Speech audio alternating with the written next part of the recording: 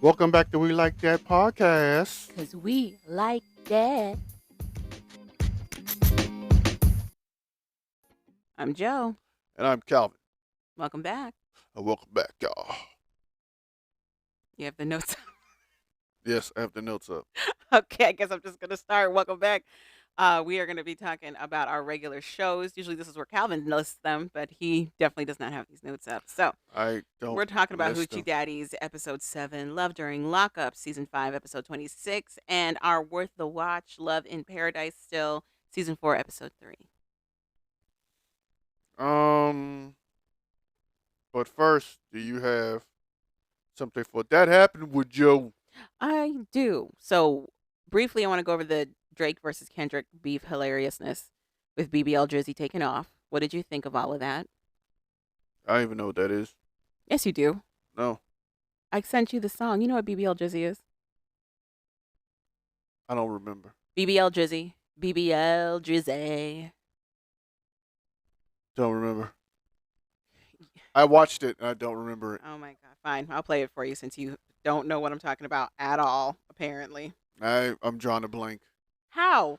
I am It's all anybody's been talking about all week.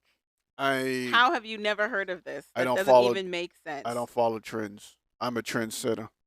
Clearly not. I'm a trendsetter. You When you're a really have trendsetter, you don't no follow idea what I'm trends. talking about. Not in this light. Were you just playing it a couple seconds ago? Oh my gosh, Calvin. Did. Yeah, I don't believe you. I have no idea.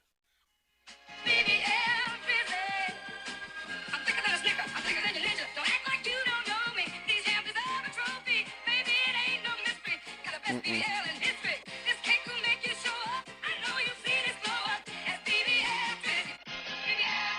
You've never heard this. No.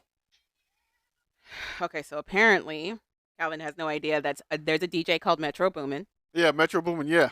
He created a track based off of a comedian's song called BBL Drizzy.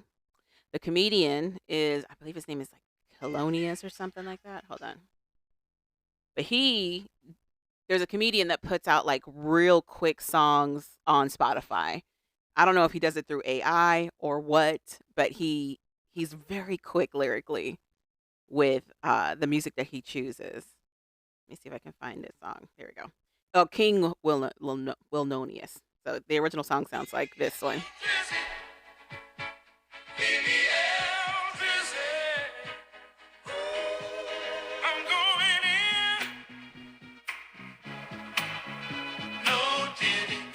He said, "I'm going in, no Diddy." So I don't know how Metro Boomin or his people came across the comedy version of this, but he found this, sped it up, and added drums like Drake told him to do. He told Metro Boomin to go make a beat with drums. So he did. And then Metro Boomin put it out on the internet and he was like, anybody that drafts their own version of the song in some capacity using my beat will get a free beat from me and $10,000. So that's flooded the internet with everybody doing their own take on that sped up version. Okay. You haven't heard of any of this. No. Because it's stupid. How? Drake made an enemy out of Metro Boomin, Got it. and this is Metro Boomin's recourse. So he's paying people to do his job for him. He already did the song, but he wants to. He's petty. He wants to double down on that song. So yes, he opened it to a bunch of people. He could have just said that without giving the $10,000. At first, he wasn't given the $10,000. At first, he was just like, "You get the free beat from me." And no one cared. No, so many people flooded it, and so many good ones flooded it. So now it became like, oh, this is a way for emerging artists to also make a name for themselves. Metro Boomin wants to be somebody who's supporting the culture, not being a culture vulture like Drake. So then he added the $10,000. Sure. So, okay, since you've never heard of that, have you ever heard about the allegations that Drake is a culture vulture? Yes. Okay, what do you think of that? Whatever. Okay, well, next subject. No, it's it's hard to say he's a culture vulture when he's black. Doing black music. I'm going to give you Kinda squinty eyes. hard. if that's the case, everybody's vault taken from the culture at some capacity at some point. So the So context. so you, as long as you don't take but so much, then you're okay. What? But If you don't take that much, then you're okay. But if you take too much, do you and know what the context is? What they're referring to? no, Have you heard any of the diss tracks from Kendrick? No. I listened to one sort of, kinda. So somebody, because I fell down the rabbit hole of trying to figure out why this is This is happening. why. Somebody put all the clips together of the different interviews that Drake has done throughout the course of his career. Remember, Drake was a child actor prior to doing this. Yeah, I heard. Now I heard something about him like going to Atlanta and using the dudes in Atlanta to take some of what they do to use some of their whatever culture to gain street cred or something like that. Apparently, he does that for everywhere. New York, Okay. Atlanta, down south. He takes a little bit from everywhere and doesn't give credence to where he's pulling this from. He acts like he's always done it. Apparently, he also changes his accent a lot. So he said he had like this Canadian Toronto accent, and then people put clips up to show that he did not have it. And as a matter of fact, he talked down on it. He said it was shown as ignorance, like it was a lack of intelligence to have that kind of an accent, but he plays it up for his music. They also played comparisons to the music he put out when he first came out versus what he does now, which you just see this progression of him slowly but surely becoming more of a caricature of like what a black American represents in the rap game.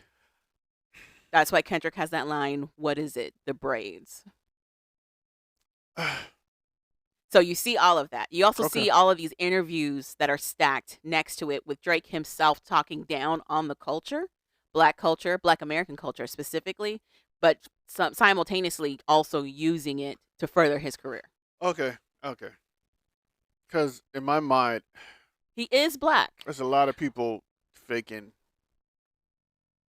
doing that, but I guess the difference is they're, for the most part, not speaking down or talking ill of it, but profiting off it at the same time. Mm-hmm. Okay. I don't. But my thing is, So then my other question to you is, just because you're black, does that mean you get to do you get to tap into Black American culture? no, Because I feel like being black and then no, American hip hop culture are two different things. no. But my thing is, if he's been doing this whole time, we are to blame because we're still buying his music Mm-hmm. and we're still supporting him. Mm-hmm. So who's the fool? Okay. At the end of the day, who's the fool? Mm-hmm. Can't say him because he's the one making all the money. So at the end of the day, it's the people who support him.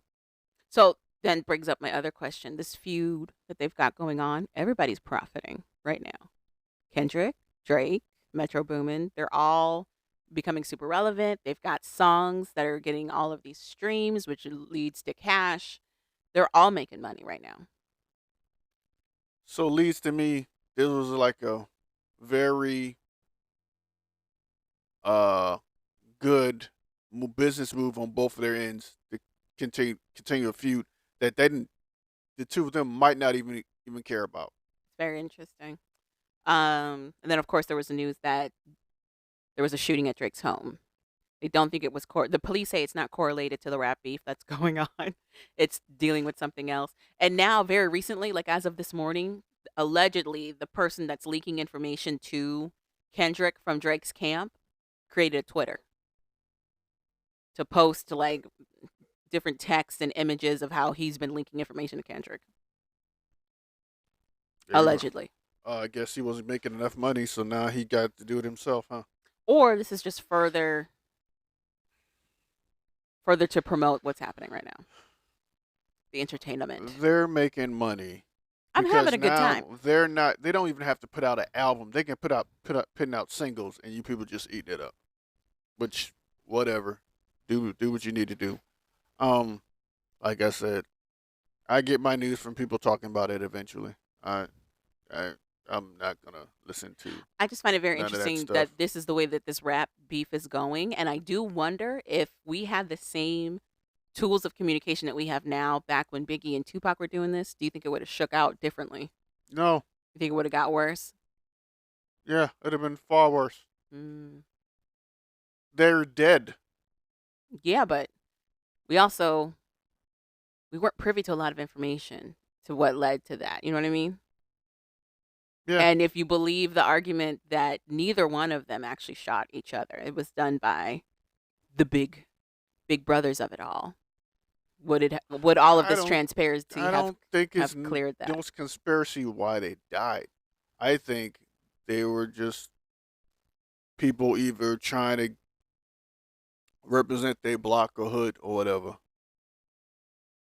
That's what happened. Hmm. You keep running up and fighting everybody, it's been people. Eventually, somebody gonna try to kill you. In Pac's case, he just got out of a fight, which I think the dude was a blood or crip or something in Las Vegas. He got in the fight right before he died. Hmm. After Mike Tyson fight, I want to say. I'm just saying, do you think if they had access to all of this communication that we have access to now, would this have shaken out a little differently? Like how They would have had more information to base their decisions on, I feel. those dudes didn't need the internet. They knew each other. I know, but They were literally friends. They really knew each other. yeah, but they didn't hang like that. You know what I Yeah, mean? they did though. They did No, hang. they didn't. They hung in New York a lot. Anytime Pac was in New York, him and Biggie hung. They wrote. They hung. They knew all the same people. It's a there's a lot of things behind the whole him and Faith thing. Tupac and Faith. They think the only reason he was with Biggie, she was. It's so many What I'm theories out saying there. is That's all I'm the way saying. that people can weigh in now on all of these conversations, we really couldn't do that back then. I don't think people And went I in. wonder if that shaped how people approach conflicts, especially as celebrities now. No, I just think if people were weighing in, I think that they would. Fine, never mind then. Next No, subject. I'm just saying I don't think the internet would have done anything different or made them do anything differently. That's what I'm saying. Okay. I don't think they would have done anything differently. Do I think they'd have probably talked more trash on the internet? Maybe. Pac probably would have talked more trash on the internet. Pac would have probably been on IG talking trash way more. Okay. I don't see Biggie really doing anything differently. Pac maybe. I don't know. I feel like because there's more eyes, especially like on the Kendrick and Drake situation, because there's more eyes on everything, they're less likely to be as what's the word? Impulsive in their decision making. I don't. We were talking about Tupac and Biggie. Mhm. I don't think that would have changed those two guys at all. Okay. Pac was. I think Pac would have been worse with this stuff because Pac already was kind of out of control without it. Okay. He was talking reckless without it. Okay. So I don't think it would have changed Pac. And Biggie really didn't talk that much. He really wasn't one of those. So I don't think having TikTok or Twitter, all that stuff. Then again, I don't know what Biggie would have done if he had Twitter, all that stuff. My personal opinion, I don't think Biggie would have been different. Mhm. Pac would have still been Pac. He probably would have used all that stuff to do more crazy stuff. Mhm. And I don't think he'd have held back because of all the eyes or all that stuff. I think Pac would have been Pac. If you talk to anybody who knows Pac, Pac is going to be Pac regardless. I mean, like his words, no, he wouldn't hold back. But I mean, like his physical action. Nah. You don't think it would have tamed any of that? From listening to people who actually knew Tupac, no. He'd probably been worse. Well, alrighty. Since Calvin knows nothing about this Kendrick and Drake beef, let's all go ahead and move on to our next thing. It's just, I don't. They're just dissing each other. That's all I take from it. I just find it interesting that one, this is going on as long as it has, and two, Um, that they're considering this such a feud. I mean, yes, there's barbs being I, traded back and forth, but I don't know that I'd necessarily call this a feud. I don't. I don't. I think you're looking from like old past beef that didn't go too long. I just remember a lot more intensity when it was a feud. Because those guys didn't had actual animosity, and those guys really wanted to get at each other. That's why every time certain them dudes got into rooms together, it'd be fights, Mm-hmm. or something would happen, or things would get crazy. These guys, I think, it's just about talking, and two, I think these dudes are more petty. That's all. That's why the feud is going But they so can long. afford to be because one, they've got the technology to turn all this stuff out in like the matter of seconds, and it can reach a huge audience in the matter of seconds Yeah, versus before. I just think these guys are more petty. That's all. Okay. I think they got a little bit more feminine energy in them. So Okay. Sure. I just think they're more petty. That's all. Interesting. I just think So you think Kendrick Lamar's being a little bitch? Very interesting.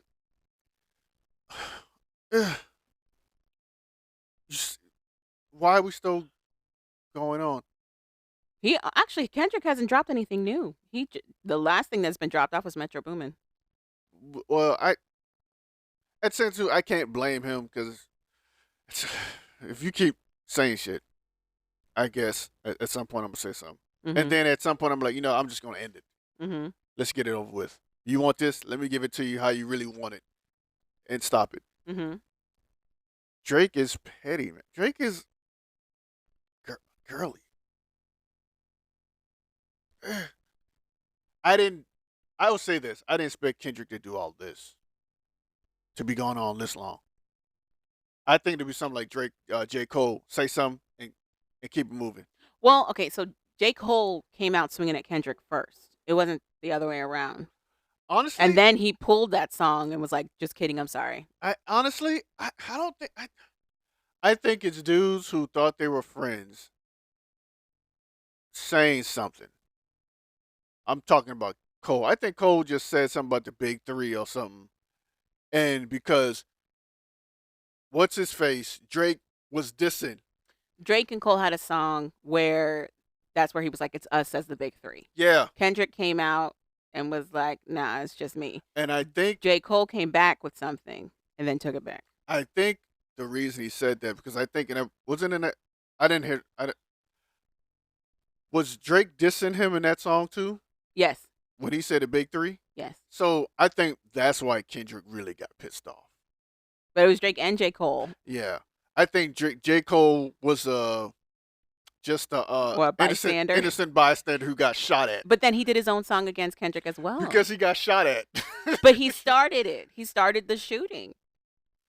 And then got shot at. And then was like, "Well, I'm going to shoot some Did more." he say anything? And then was like, "Just kidding. I'm Wait, sorry. I didn't mean to did shoot he some say more." more than just it's the big three, or did he say? Yeah, that whole song is basically talking about how like rap has changed and rap is not the same as it used to be. And if you really want to listen to good rap, then it's going to be from J. Cole or Drake. And then they add Kendrick as like a afterthought. And then he becomes part of the big three. And that's why Kendrick then is like, it's not big three, it's big me. Okay. And then Cole comes out with his own, Okay.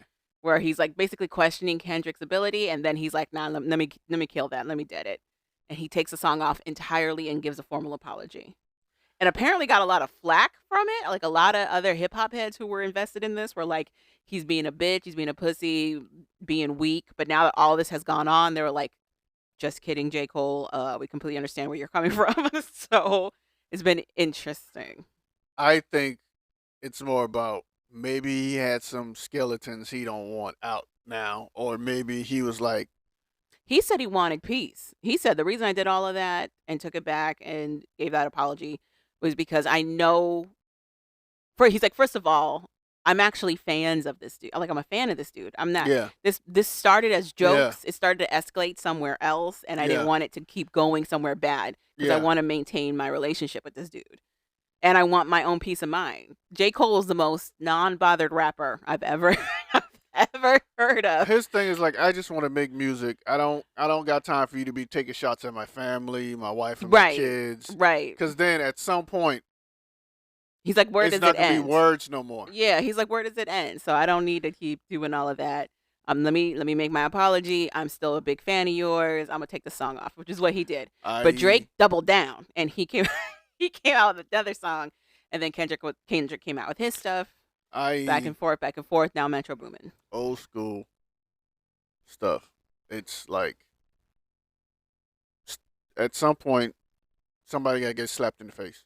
So DJ Vlad has gotten into the conversation around this as well. Why? Because they're talking about culture vultures, and apparently DJ Vlad is slowly but surely becoming known as a culture vulture. I never really liked Vlad like that, Well, but everybody's been saying he's a culture vulture. Everybody thinks he's a police and think he's the reason a lot of these rappers are in jail. well, very recently he went after Apparently. some black woman and tried to get her fired from her job because she wrote an article against him. He tried to get her like fired Whatever. and tried to brag about it on socials, and people were like, no. And then they kept airing this interview he did with a rapper whose name I've never heard of. He's a rapper from like the early 90s, late 80s, talking about Old Town Road, Lil Nas X's old song. And he talks, DJ Vlad takes a position that he feels like Nas X was out of line trying to market it as a country song at the time. He was like, how would you feel if some white country singer decided he's going to get into rap, and he takes all of the, the archetypes and all of the caricatures of being a hip hop artist and puts it all into his And music. the dude said Papa Smoke. He said Post Malone. Post Malone. Yeah, that was He's like, yeah, you just described Post Malone. yeah, that's Lord Jamar Okay, yeah. from Brand Nubian. So they've been He's airing actually- that article or interview nonstop after this whole So conversation. you just described Post Malone. Yeah. But it's DJ Vlad trying to position like, what happens if this were to happen? And it's And that then, guy being like, it did. and And then, it's hugely successful for this and man. then Vlad went. Yeah, you're right. Post Malone. Mm-hmm. Because now Post Malone's doing country again. And then he was dissing hip hop music, but hip hop music got him on Yes. to where he is today. Yes. He said he doesn't even consider himself a rapper, but continued to make rap music and chart and rap Mhm. charts. So But DJ Jamar doesn't do Vlad anymore. yeah, apparently a lot of people don't fuck with him Yeah, like that no more. Yeah. Godfrey doesn't either. Godfrey is not a rap artist. Well, I'm just saying Godfrey does. He used to be on there a lot. Comedian Godfrey. I think DL still goes on there. Yeah, I think DL Hughley still goes on there. Uh-huh. But yeah, a lot of people don't mess with him like that anymore. It's very interesting. But yeah, all this conversation around being culture vulture, questioning Drake's blackness. Like, on the one hand, I understand he's black. Like, he is black, but he's not American black. He's Canadian black. He didn't grow up in the States. His dad is from America. He might have visited his dad a handful of times, but And- he's gone on record to talk about how he mostly grew up with his mom's people in the synagogue And in Canada. and a lot of black folks from all over the world don't really mess with black American people like that. Unless they're trying to make a career in hip hop or rap, and then all of a sudden they're adopting a lot of our culture, but But they ain't gonna tell us it's not our culture, which or is yeah, hilarious. exactly. But So it's been conversations around that. okay. And then they were talking about how like you can be a hip hop artist who's not necessarily from the like black American culture and still do well. And they pointed out Eminem and Paul Wall. How Eminem mostly just stays in his lane, puts out his music, calls it a day. And how Paul Wall does the same thing.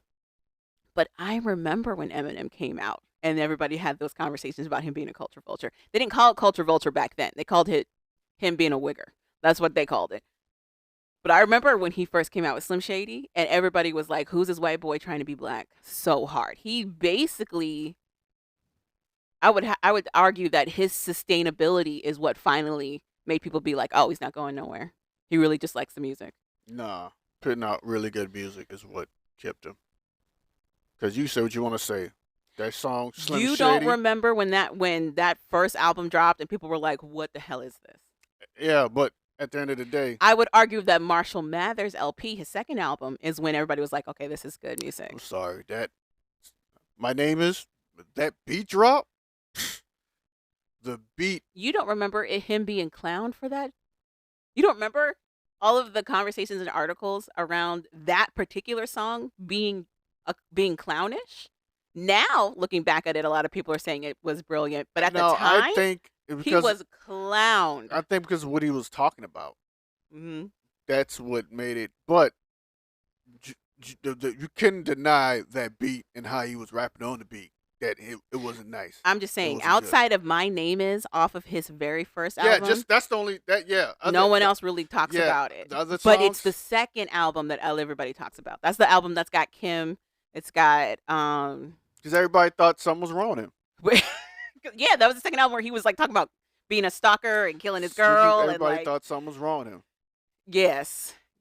But what I'm saying is outside of like at first people thinking that he's just copying the culture, he didn't really do anything to say that he was now black. He was just like, I just really like this music. I really And fuck pretty with much this he music. stuck to him being himself. Yeah. That's what he did, and it worked. But it is interesting that Paul Wall is the other example to this because I only know one song from Paul Wall.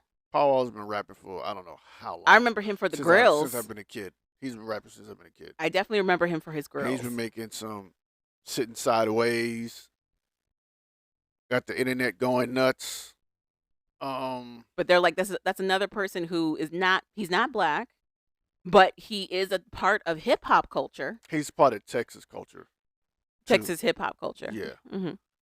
But apparently that doesn't go the same for Bubba Sparks. I don't know what Bubba Sparks did.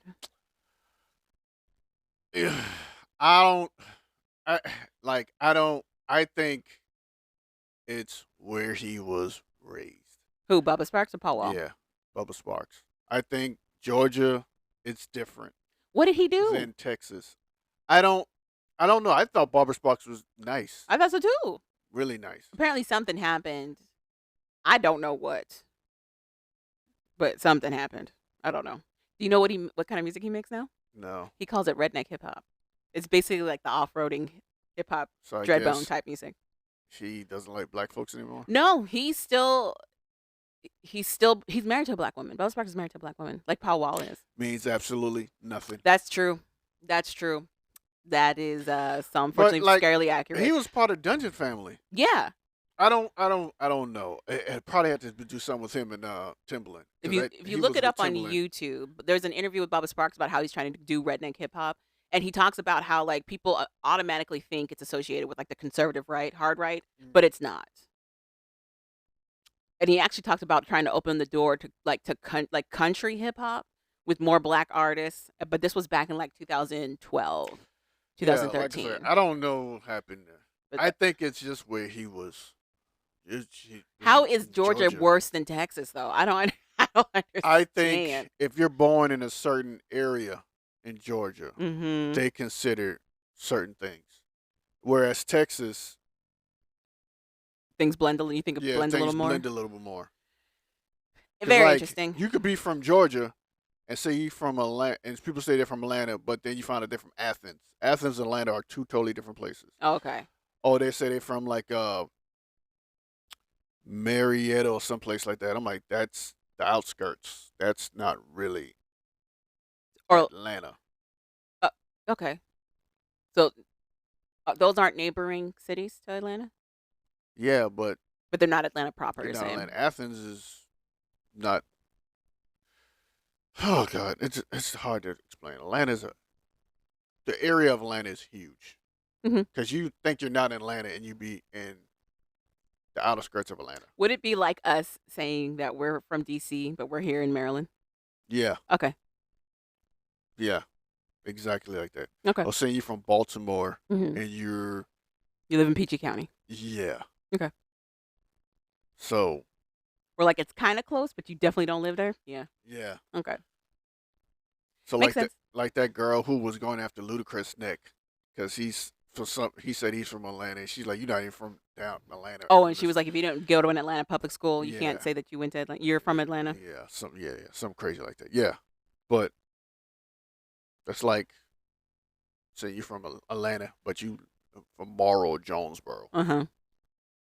So it's just like I said, it just depends. Yeah, I don't know why he didn't pop because he was running with the Yin Yang Twins at one time too. Yeah, he was everywhere. Yeah, I don't know. I knew him more. I know more of his music than Paul Wall's. Because he Booty, booty, booty, booty, booty. he had a nice little run when the internet first really started. Okay. Paul Wall's already been back then, and then he never had that type of run like Bubba Sparks Okay. for that little bit. But he's always been part of Texas hip hop, down south music Mhm. whole time. Switcher House. I want to say Swisher House. I think Mhm. that's I think it is. Yeah. I just find it interesting that when the conversation around Drake being a culture vulture, they immediately compare him to other white rappers. It's very funny to me. People compare people to what they know. That's all I can say. All right, moving on. I do have a new face off. If you want to talk about it from Soul Media, you want to hear it? Sure. Okay, let me get it. Why not? Let's get it together here. Maybe. Let's go. Don't have to be rich to be my girl. You don't have to be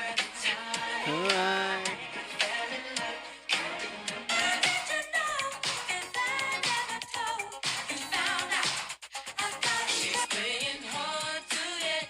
She just wanna admit it. I know she like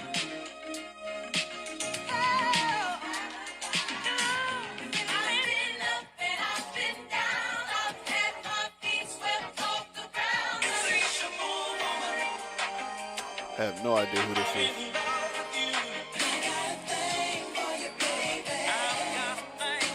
Is that Portrait?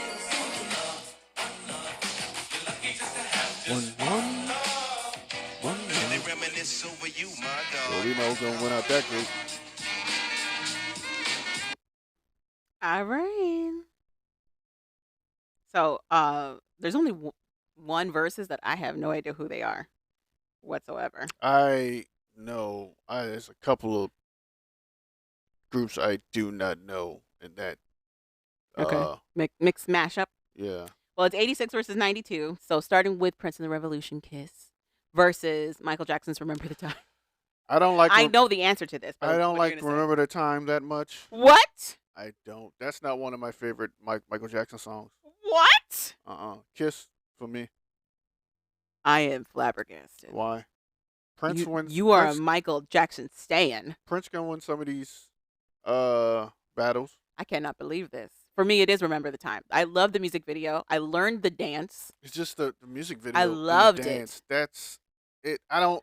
That's not. If it comes on, I'll play it according to how I'm feeling. I'll skip it. So you're saying Kiss every time. Yeah. Very interesting. If I skip Kiss, I go back because I go yeah, I gotta want to hear it. All right, we're split, apparently. I am flabbergasted. Yep. That's Things crazy. happen. That's crazy. Next one was The Jets' Crush on You versus High Five, She's Playing Hard to Get. This is hard for me. This is hard for me. God, I very recently realized the Jets were Polynesian. Like, very recently. you just found that out? I thought they were a black group. I never watched any of their music videos. I only know them from the Oh. radio. And then when I saw their music video, I was like, those are Samoans. I And thought then, no, they were Tongan. yeah. When I first saw them, I'm like, who is these Puerto Ricans? I've never seen them until adulthood. I'd never watched one of their music videos. But yeah. But I love to chat. I remember dancing and doing my own version of that song by myself, like I'm a group by myself. Oh, High Five. She's playing hard to Yeah. get. It's a good. But I'm gonna have to go Jets. See, and I'm gonna have to go the opposite way. High Five. I'm going Jets. She's playing hard to get was a playground bop. 92. I was in second grade. Granted, I can skip both of those songs sometimes a lot. I would. You know what? I don't skip a lot of High Five songs. There's something about High I- Five. Would play I like there's another song I like from Jet that I prefer over She I Got a Miss Crush You? on You. Yeah. I miss you. of course, because you love to cry. I do. I like the wall sliding feelings. You love crying to yourself. So, into your okay. pillows. I don't know why. So 86 again for you and 92 for me. yeah. Okay. All right. The next one is Melissa Morgan, Fool's Paradise, which I've never heard of. Dun-dun-dun-dun-dun. And then Mickey Howard, Ain't Nobody Like You, which I do remember that song, but not a lot. I'll go 86 again. I'll go I Mickey thought Howard. that was Regina. Regina. Something. I don't know who you think it is. But yeah, makes sense now. I'm gonna go 92. The song goes to dun-dun-dun-dun-dun. Yeah. Yeah, I go to 86. That's not how that song goes. Yeah. Here, I'll play it again.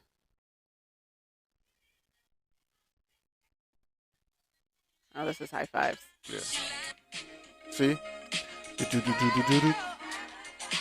Do-do-do-do-do-do. I don't hear none of that beat, but all right. But you're going with that one. Um, I'm gonna go with Mickey If I Howard. Ain't stop- nobody like you. if I stop making noises, you hear it. Oh. Then it's 86, Isley, Jasper, and Isley, Insatiable Woman. Have no idea. Me either. I don't remember this song whatsoever. Versus Low Key, I Got a Thing for You, which I remember. Low key, I got a thing for you. 92 wins Yeah, that one. I have win- no idea. that's the one I Tell you know. the truth, I barely remember any of those songs. Right. Right. But I got a thing for you, baby. I kind of remember that one I know. I know that I Got a Thing for You. more than the other one. All right, so I've been all 92. This is your first 92. Then we got Houdini, One Love. Reminisce over you. Reminisce over you. Oh, you know it and everything. Pete Rock and CL Smooth. Okay, it's Yeah. I don't know who they were, nor did I know the title, but I remember the song. Yeah. That song was everywhere. 92 again for me as well. The undeniable horn riff. Undeniable horn riff. Calvin. Okay. Did Well, I make it? that was that your horn riff. Yeah. Did it make it in the mic? We'll find out. So okay, that's it. That's it for That Happened. You got anything else you want to add? Of course not. Okay then. Moving on to, are we going to, Worth the Watch, Love in Paradise, Season 4, Episode 3. Yes. I've got very, very brief synopsis of each couple. Which couple you want to talk about first? You want to do Luke and Madeline? You want to do Alex and Adriano? Let's stick to the script. Kyle and Anika. You want to do at the very top, Kyle and Anika? Yeah. Kyle is the dude who wants to donate sperm and doesn't want to stop. Can't stop, won't stop. Is Kyle's motto. Anika very recently realized that Kyle's recent stop to Australia might not have just been for leisure. He might have also been donating. And at first he tries to not answer her, but then goes, I don't know what else you want me to say. You know what I do. You know what I like. Why wouldn't I do that there? And she's upset because she feels like now that they're trying to move forward in a relationship, he should stop doing all this donation because the way that he donates is literally sleeping with these people. And he's like, no, I'm not going to stop So, that. And she's let's- like, well, I'm going to continue to pursue this relationship. So let's stop this. You are. So now you understand why I say some of the things I say? What? You agree that it's her fault now, right? No, I don't think it's, I don't like it has to be one person's fault or the other person's fault. I don't like that. This is how it's your fault works. Oh, if my this gosh. person tells you everything you need to know, and every time you try to get them to change, they do not change. They keep doing the same thing. You have a conversation, they tell you who they are, and it's none of the things you want or need, or things you already said to yourself will be deal breakers. And every time you try to get them to change this thing, they keep telling you, no, this is what I want to do. This is how you meant me. We already discussed this. Already said this is this, that is that. At what point is it your fault as the person for accepting it and thinking that something else is going to happen when you already know nothing else is going to happen? This person has already told you 1,000 times that, hey, I'm not going to stop donating sperm for free. This is what I do. I'm not going to stop. This is me. So at what point is it your fault and not that person? He's telling her the truth. He's telling her, hey, this is what I'm going to do. I'm not going to stop. I told you this before I even got here that I'm not going to stop. Can't stop. Won't stop. Okay. I don't like this So, whole fault thing. At some point, It's not a competition. it should be because this is your life. Why is that a competition? Well, you know what I mean. It's your life. At some point, it should mean something to you. It's your life. Okay. Means something to you, I agree with. But this whole her fault, his fault debacle, I don't No, I'm not agree saying with. it's not like this. No, but you can only let somebody do to you what you allow them to do. Well, to a degree, yes. To a degree, so- yes. Because rape happens, and that's not it's not a That's totally different. You know what I mean. What has he not said to her or lied to her about that she already said is deal breakers. I agree with the context of your argument that she is not moving in her best interest. I absolutely agree. It is her The fault. only thing I then. don't agree with is this whole fault business. That's her fault. I can't. Okay, and for you, that's simply what it boils down to. It's her Here's fault. a sad Okay. thing. Here's a sad thing. You agree. You just don't want to do it because then you feel like you're giving up something. Not that I'm giving up something. It's the empathy card that you said you don't have whatsoever. For me, I can understand her point of like, I put a lot of work into this already. I don't want to just give it up. Sometimes your work you fail. Sometimes your That's work fails. true. Sometimes you just gotta That is accept so failure. true. That is so true. But also as a woman, I kind of understand her point of like, this is the signs are neon. There's there's nothing salvageable, but maybe I can still fix it. Like I understand this thought process. I have empathy, but my empathy, I'm not gonna have it for stupidity. Okay, that's fair, and that's for you. That's fair. And And for you. you know this is stupidity. I feel, again, to me, I feel like stupidity is a strong word because I understand her logic. Therefore, for me, it's not stupidity. Is it ignoring a lot of facts? Yes. It's stupidity. Yes. Is it ignorant? Oh yeah. Yes. It's But stupidity. stupidity, Yes. that I don't know. This guy came to the airport and she smiled before he got there. Once he got there, she did not smile at all. Because everything he said was wrong. What's really cracking me up is she's German, and they're known to be like so logical and pragmatic. They're not known to make reason out of feelings. They're known to look at facts. So it's just funny to me that she brings up all of the points, the counterpoints of why they should not be together, and then flips it and goes, "But I'm still gonna, but I'm still gonna do it. So now I still think there's something there."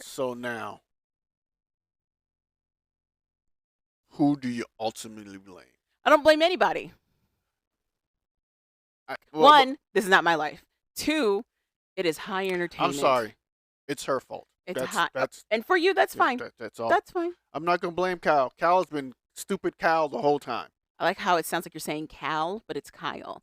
Anywho, Doesn't matter. in relationships, I don't think there's one party or the other that's the winner takes all in anything. No, what I'm saying. No, I'm not. What I'm saying is, I can understand what you're saying. I can have empathy with you if something happens and you don't see it, or something changes and you didn't see it coming. But if somebody keeps telling you this one thing, I get that. I can't have empathy for you because it's not like that person lied to you. This person has said this Numerous the times. whole time.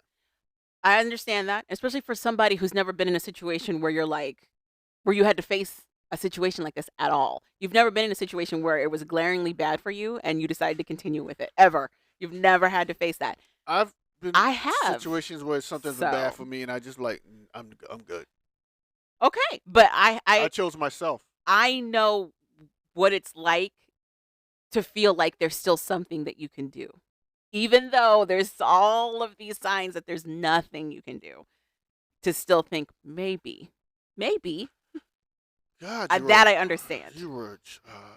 Well, I'm so glad you made it through teenhood. I'm just saying, through high school. we've seen how many seasons of 90-day anythings that unfortunately that particular scenario repeats itself constantly. There's 3 other couples that are all in the same boat where it's glaringly obvious this is not good, You, and they're gonna continue. you make your childhood seem like it was just emotional mountains and roller coasters of emotions. What I've been in, my dating history does include me being in relationships I have no business being in whatsoever, and that's not unique to me. A lot of women, unfortunately, who date men and maybe other women or non-binary peoples have been in a situation where they felt like love could conquer all. There is a social grooming effect that happens with a lot of young women where they think that we're all this princess that can save the prince. How many dudes have you tried to save? How many dudes have I tried to save? Yes. Sound like you tried to save everyone you was with. I don't know about trying to save them, but I definitely have been in relationships where I was not valued and I stayed in them. I have done that. So do you feel valued in this relationship? I don't know, Calvin. You're making it sound like I shouldn't. I don't know, because now I'm thinking about what have I done? Because there's so much emotion coming through the mic right now. So I'm like, wait a minute. No, I'm just saying in What the terms of empathy, this is a single mom. She was looking to have another baby, and then she meets this guy who she feels she has a connection with. They've been it's not like they just started talking. They've been talking for a minute, back and forth. And I also know what it's like to fall in love with the meeting of the minds aspect of somebody. And then when the reality happens, you're like, "Oh, but we had this great meeting of the minds. So I'm just going to stay in it." So I understand that. And two, I also accept people for who they are. When they tell you, yeah. Yeah, I'm like, okay, that's you. Do I want to deal with it or not? So that's why you ask me, do you notice anything different? I go, I guess. No. So I'm just saying, No. do I agree with what she's doing? No. Do I disagree with you that when this all falls apart, will I feel away? If she's like, I didn't see this coming, yeah, I will. I'll feel away. But I also Who's feel like, this person who just came floating up to the door. I don't know. Go ask them. No. Okay. Not. Anyway, back to 90 Day Fiance. Yes. So This was kind of scary. You see rose bushes and just a floating person. Anywho, yeah, she sucks. how about you quit describing our house? Floaty person. Great. But okay, so next couple. Who you want to talk about? Sean and Aaliyah? Yeah.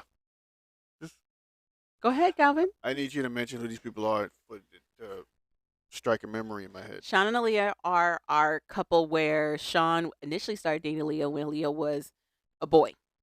Now Aaliyah's a girl. Oh, okay. That guy. And Sean is like struggling with Aaliyah's transition because at first they were like, maybe I can handle this. They like makeup. They're a little femme. That's okay. But now Aaliyah's like, no, I'm a woman. And Sean's like, oh, but I only like men. So that's what's happening. I'm waiting for you to get up. Okay. So Sean. So Sean, it's now like his second or third day out there. He's in, I want to say Brazil. I think they're in Brazil. It's not Panama. Yeah, they're Brazil.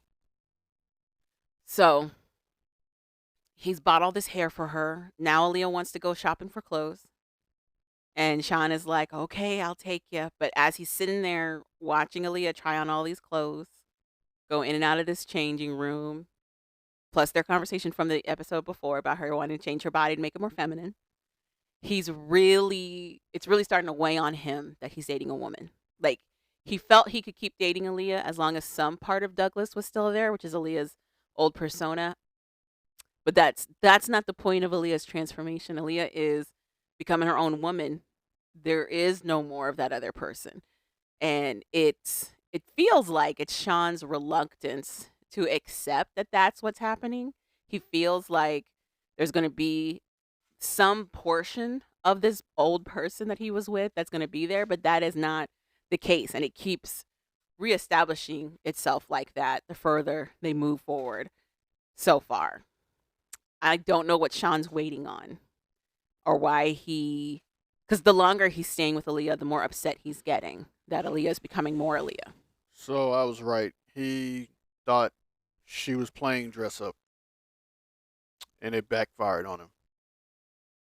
Because he's a stylist, so he likes doing that stuff. There's and plenty of gay men who making- identify making as people up. men who wear makeup and wigs. I know. That's what he thought he was dealing with. Okay. So once again, someone playing dress up. Not playing, but okay, anyway.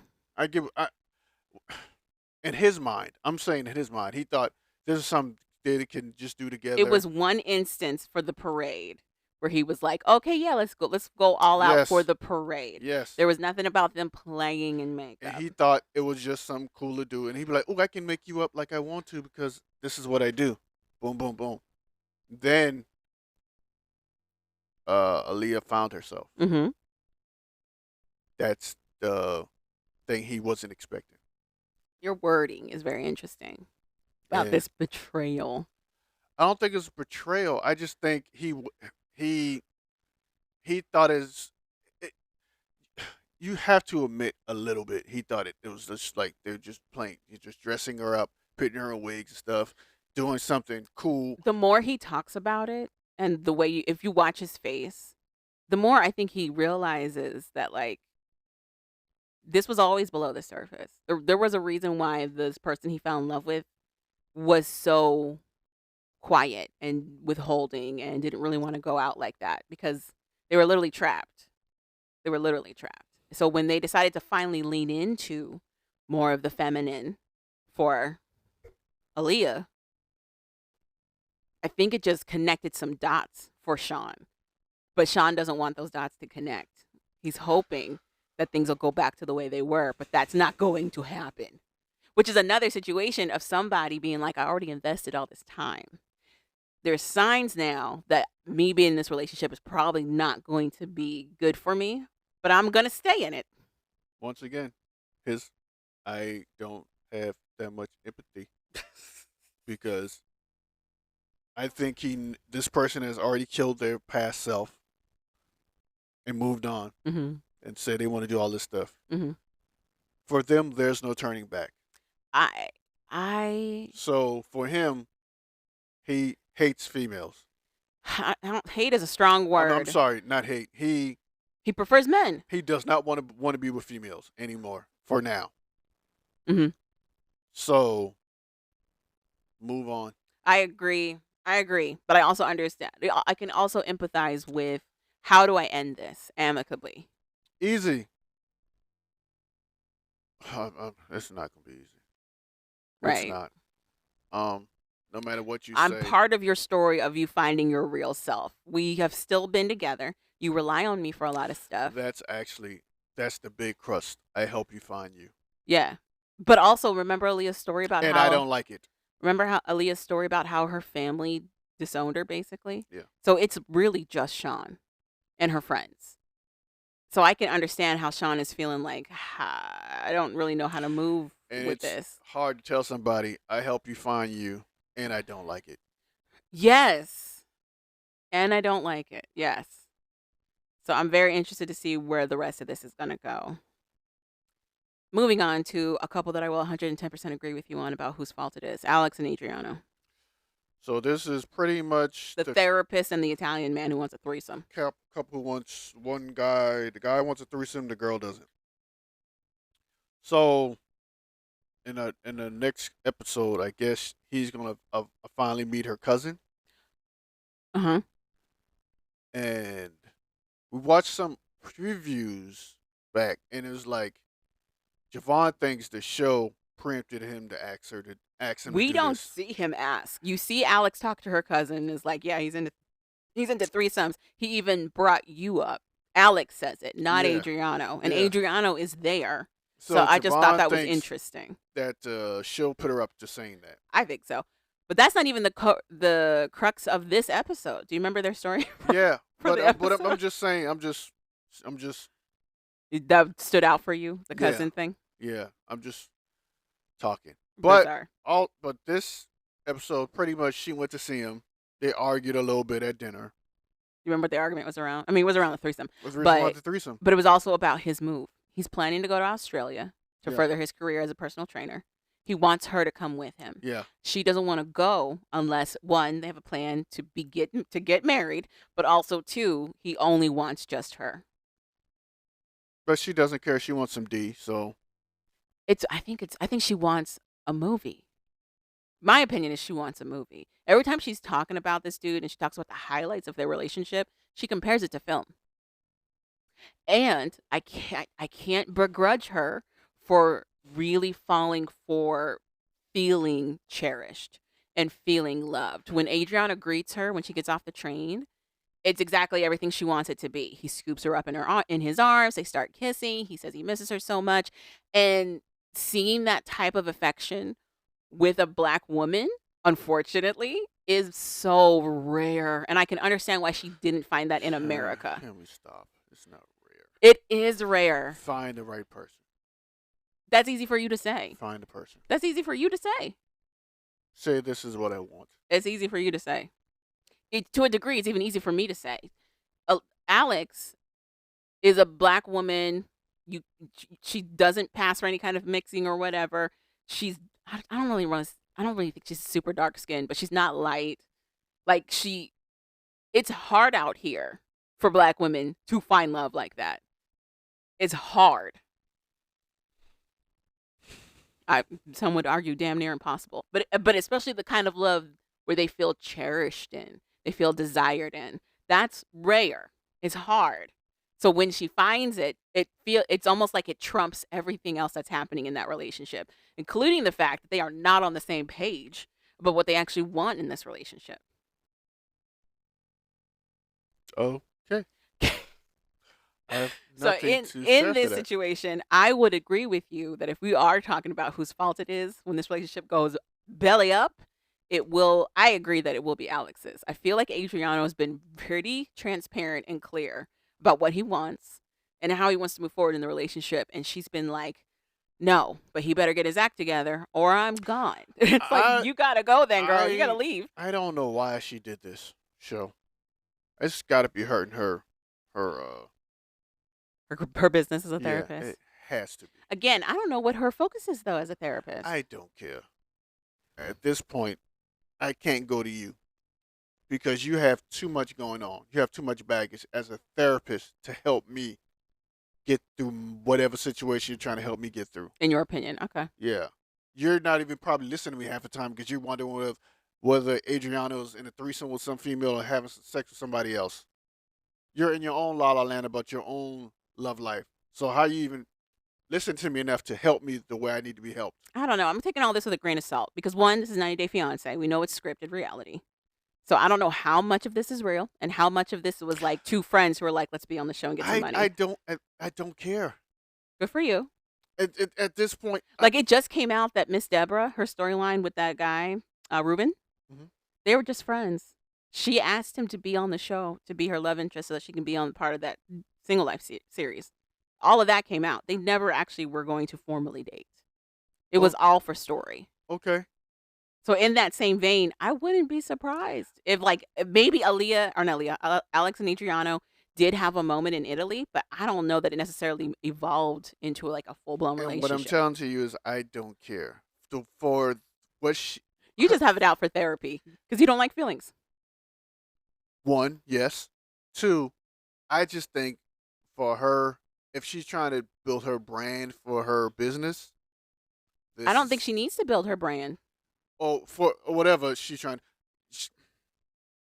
All she said was, I'm a therapist. We don't know what her focus is for therapy because she could be a state therapist, like something that the foster kids go to or like families have to go to when they're court Even ordered. as a foster kid, I'd be like, "Bam, I saw you in 90 days. I can't." In good conscience, take anything you say to me seriously. I take it with a grain of salt. It's Thank not you. even the same Thank things you. at all. It doesn't even matter. You're so crazy, Calvin. Anywho, You don't look like you was hugged enough, neither, man. also, she really did only say therapist. She could She- be a physical therapist. Yeah, she was. Yeah. But normally when somebody is a physical therapist, they say I'm a physical therapist. Yes, I'm a therapist. But this is 90 Day Fiance. I wouldn't put it past them to be like, what's juicier though? Should we let them think it's a different type of therapy? Let's do it. So to make people like me rant about. That's what I'm saying. It's a better story if people think that she's like a psychologist because she doesn't use that word. She says therapy. Okay. All right. Well, But anyway, Whatever. the point of this, their storyline was, is she gonna move to Australia? no, she's not gonna move. The thing that keeps getting me is that they broke up twice and they've only been dating a year. That's And Girl, what? she's just gonna find out that they don't even mesh together religiously. so true. So We see in the previews. obviously she didn't ask enough questions when they were dating or talking to begin with because she was too busy trying to get D. I have so many questions. Also, I find it interesting that he's an Italian who's not Catholic. That's very interesting. Yeah, whatever. Luke and Madeline. Ugh. Brother, ooh. Brother, ew. So he gets there. She takes him to her beauty salon. Where is she? Columbia. Okay.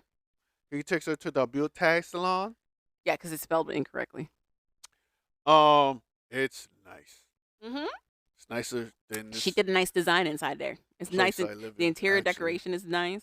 It's very nice. Mm-hmm. It's better than any nail shop I've been to around here. Mm-hmm. Say that much. Mm-hmm. And he's pretty much asking when can he see a profit. I'm like, if you're moving to Columbia, you're fine. What cracked me up was that she said she just opened it at the beginning of the year. For them, it's like February, March. So if she started at the beginning of the year, that was like a month ago. Yeah. And he's like, when's it going to turn a profit?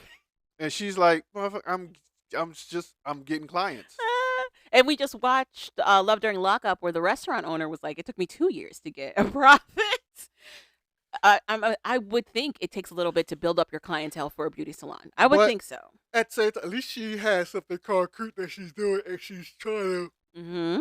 I'm trying to talk when I'm yawning. She's basically building it up from the ground up, and at least she has a game plan and a blueprint. And she seems hands-on. And she's very hands-on. Yeah. Of what they were showing. She's there like every day. You see her involved with the customer and the clientele, making sure everything's good, making sure stuff is ordered. Meanwhile, Liz, I don't want to say Negro because he's not one. Run a swag. This rent-a-swag guy is still putting his money in stuff that could be rented. Yeah. And wasting money instead of putting that little bit of money he had into the business Yeah. that's already off the ground. Yeah. And already got a little clientele. Yeah. But I'm going to put it into something that I have nothing in. No investors, nothing. I'm just going to waste this money on. First of all, people don't wear glasses like that. So So basically, Calvin's talking about his sunglass business. so then he tells her why they're in the shop that he's quit his job and he's running out of money. Yes. She yells, cries, whatever. They leave. They go back to a hotel. No, they went back to the apartment. I thought she took him to a hotel. That's her apartment. And she goes back to the You apartment. didn't notice all the toys? I- What hotels have toys? She took him back to her apartment. Well, the apartment he's paying for, their apartment, Mm-hmm. and made him wait outside for like 5 minutes. He came in. She put on a nice little. It negligee. knowing how young she is, knowing that he probably dated her before she was 18. And then on top of that, him being like, she's the best sex I ever had. And he's a man in his 30s who's dating a teenager. That's not saying much. Then her changing into this lingerie for him. It looked like a little kid with the stuffed animals everywhere getting with a boyfriend. And it was disturbing. Also, it's him on the side being like, oh yeah, we have sex all over the place. I bet you do. You gross person. Anyway, it's hard to root for this couple. Anywho. Then eventually he tells her he put some money into glasses. I think that's on the next episode when he. Where he's Yeah. like, yeah, I just Yeah. invested ridiculous amounts of money into the sunglasses thing. And she's like, we could have saved that. Like, we could I use that for What? the business. Oh, saved it. Which, again, for me, I feel like all these allegations that she's a gold digger, I don't think they're true at all. The fact that she's willing to work, first of all, to help build up a brand for herself is great. I literally think she was a teenager And that she he wants met. to share it with him. Yeah, I literally think she was just a teenager he met. He swept her off her feet by showing how much stuff he could get her. Which, of course, she's going to be like, yeah, this is great. This is fantastic. Yay. And he made it seem like it was going to be like that for a nice long while. Meanwhile, he's not working. He's investing in a gazillion businesses at one time. Insane. But you know what? I think they're the couple that's going to last. And what's funny, it sounds like she's the better business person. Right. Whatever. And that's pretty much Love in Paradise. Yep. On to Hoochie Daddies. Got anything else? Nope. And now, Joel's thoughts on Hoochie Daddies. Who's Jill? I said Joe. No, Thoughts on Hoochie you Daddies. definitely said Jill. Whatever. Joe, Hoochie Daddies. So crazy. Your thoughts? This episode again, It definitely feels like it is not scripted nor planned. We open up with a sign on a door basically saying haircuts are no longer going to be, I guess, a free. 50. They're now $50. I thought it said it was no longer 50. He's gonna be 75. No, it's now going to be 50. I think they used to Oh, be free, okay. but now they're 50 a cut. But if you were talking shit about 24K, meaning if you were saying that she was dry snitching on Ty Jack from the previous episode, then you got to pay 75. The fact that we are met with that sign first kind of makes me feel like like the show put 24K up to putting that sign up, but whatever. So that sign's up there and it makes the girls mad, and then it results in Moni Montana and Ty Jack ripping the sign off the door and attacking attacking 24K in her room. Moni, not Moni. Oh no, Mino, who's the roommate of 24K, throws herself over 24K as Ty Jack and Moni Montana are trying to swing at 24K. Looks like me. The Moni Montana was trying to pull. 24K up, right? No, what's her face? Oh, off her. So Oh, was trying to pull Ty Jack off her? yeah, Ty Jack was on the side. Mino was literally the but I'm one on saying, top of her. I think Moni was trying to pull off Mino, so She could get to 24K. Thing could get to 24K. Ty Jack? Yeah. Ty Jack, I think Ty Jack was just there. No, not high. I'm so confused with these names. Ty Jack is the little one. Yeah. Where 24K really just had the beef with Ty Jack for leaving for whatever reason. Yeah. I think Hijack was trying to pull off the other girl that was on top of 24K. You So think Ty roommate- Jack was trying to get Mino off of 24K so Moni can get to 24K? Moni can get to 24K. Yeah. Oh, I don't think she was trying to jump her at the time. But if she could get some licks in, I think she took them. None of that happened though. It was really just like a slap fight. And it gets broken up pretty quickly. But there's still animosity between everybody. The security is, I think he's just there for show. He's not there for he's anything. really not trying to stop nothing. And then we find out that the event that the girls are going to be doing is boxing. And the rounds are insane. These are people who've never, ever boxed. And we hear from Woody that they've got to do 3 rounds of 2 minutes each So, of boxing. so let me just put that in perspective. That's what professionals do. That's crazy. Okay? Professionals do, I think, maybe 3 rounds. I mean, maybe 3 minutes. Maybe 2 or 3 minutes. But that's still professional time. Mm-hmm. Okay? Mm-hmm. These girls, none of them are professional. None of them look No. like they do that. They all much drank as- heavily the night before. Exactly. None of them look to do a lot of extracurricular activities. I should say that. Extracurricular. That's what I should say. But now Yeah, you can definitely have no cardio because they were definitely dying. no cardio. They were dying. If cardio is pass smoke pass smoke or smoke pass smoke whatever, Uh-huh. doing a cipher smoking. That's I don't Puff know. puff pass. Unless they're doing Puff puff pass. pass. That I know. Yeah. But smoke dab. I don't know what that is. I smoke so Smoke much. blunt. Don't know what Yeah, that is but either. the blunt would come back You're so crazy. too fast. You're so Um, crazy. But yeah, puff pass. That's the only cardio they do. Okay. And to have these girls trying to box for 2 minutes. 2 minutes. It's 2 minutes. insane. Also, the ring is hysterical. It's 4 pieces of wood, straight up and down with rope, literal rope tied to it to create like a ring effect and a tarp on the ground. So there's no give to the ground either. So I was like, okay, great. Let's see how this it goes just as how you think it's gonna go. It's struggle city for everybody. Girls are throwing up. They're out of breath. They can't stay up that long. They go through these different rounds. Ty Jack is paired up against Raw, and they're actually doing pretty decent, but it gets to a point where Raw has to take the break or she's going to pass out. She's throwing up. She can barely get her feet under her. So Woody gives them a break, but then when it's time for them to go back to it, Ty Jack pulls out, resigns, and is like, nah, I'm not going to keep doing it. Ty Jack was winning, but Ty Jack decides, nah, I don't need to keep pushing this. And honestly, I feel like she did that to save Raw, because Raw was not going to be able to get back up and get in there, and she didn't want to embarrass Raw. She was like, it's what it is. It's whatever. I'll just resign. It's fine. And then the biggest fight that was actually good. Well, there were two good fights. I don't know if you watched the other one with Baby Jackson and Nelly. Mm-mm. Because they actually had blood on each other. Like they were popping lips and noses. But Money Montana versus 24K is the one everybody wanted to watch.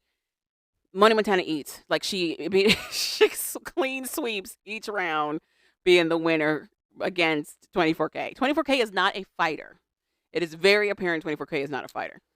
She's too She busy. fallen She's more of a what you call a talker. Yeah, yoga person. Okay. Well, not even that because she's mad petty. She is a talker. Instigates a lot of stuff and then walks away from it. Yeah. So basically, Monty Montana wins against 24K. But there was a fight against Baby Jackson and Nelly. They get paired up and go in the ring. These two are paired up against each other for a lot of these competitions for whatever reason. And Baby Jackson wins every time. And she wins again. She wins in this wrestling ring as well. And they actually were bleeding. Nelly managed to get a nice hook in what busted Baby Jackson's lip. And Baby Jackson managed to there's like a cut or a gash or something that's right under Nelly's eye, and she starts bleeding like profusely. It was interesting. So, and that's how they ended. And then we ended. We had these random behind boxing matches. Oh, did you see Cooley and Mino go at it? No. Mino's never fought in her life. She openly talks about how she's never had a fight ever. Cooley is the exact opposite. She's only fought. She's very much not Harpo. What's her name from Color Purple? Harpo. No, Harpo's the husband. What's her name? You talking about Oprah Winfrey's character? Yes. Celie? Not No, Celie. that's Whoopi. I don't know. I want to say Sally, Julie, No. something. Stop. Let's move on. But the point is, I've already all made us- my life I had to fight yeah, that part. I already made us look bad with the puff, pass, puff. So All my life I had to fight is basically Cooley's model. She's only ever been in fights. She served time, all kinds of crazy stuff, but she's scared to go against Mino because her and Mino actually have become really good friends throughout the process of the show. And she doesn't want to hurt Mino because she knows she can't. Because she knows she can't. So she tries to not be too hard on Mino. She still wins, and it's still overwhelming for Mino because she's never been in a conflict like that, and Mino ends up crying. And that's it. We're now in episode 7. Monty Montana is leading the board right now with these whack behind points that they created. I think there's 10 episodes, maybe 10 episodes, because Woody keeps saying there's still time to gain points. I don't know how. We're 7 episodes in. So yeah, that's it for Hoochie Daddies. okay. Thank you for listening to another installment of Hoochie Daddies recap. What do you think is gonna happen next week? They don't give no previews for next week. I have no idea. Oh, okay. Well then, moving right on to love during lockup. This is episode 25. Yeah, their seasons are weird.